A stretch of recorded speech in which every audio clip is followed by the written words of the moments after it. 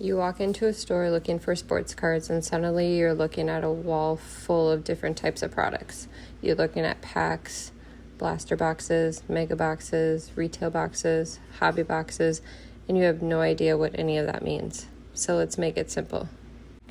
This is episode 3 of my beginner's guide to sports cards, where I'm learning the hobby and breaking it down in a way that actually makes sense for beginners. Today, I'm breaking down the main ways sports cards are packaged and why the type you buy actually matter.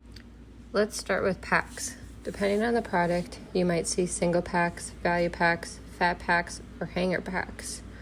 They're usually one of the lower cost ways to open sports cards, so they can be a great way to try a product without buying an entire box. Just remember, fewer packs usually mean fewer chances at the cards you're chasing. Next are blaster boxes. If you looked for sports cards at stores like Target or Walmart, you've probably seen these. Blasters contain multiple packs that are one of the most common retail formats. They're generally more affordable than hobby products, which makes them an approachable option when you're learning. But here's something beginners should know. What you can pull and the odds of pulling it can be very different between retail and hobby products. Then we have mega boxes.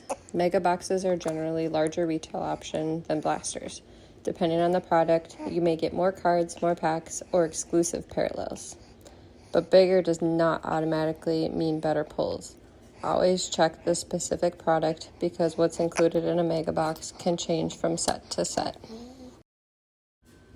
You may also come across retail boxes. These are typically a larger number of packs in a retail configuration. Depending on the set, the available parallels, inserts, and hits can be different from other formats. That's why I recommend checking the specific product before you buy it. And finally, hobby boxes. These are typically sold through hobby shops and online card retailers and usually cost more than retail products. Depending on the set, hobby boxes can have different parallels, different odds, or guaranteed hits like autographs or memorabilia cards. But here's something really important. Buying hobby does not guarantee you're going to make your money back.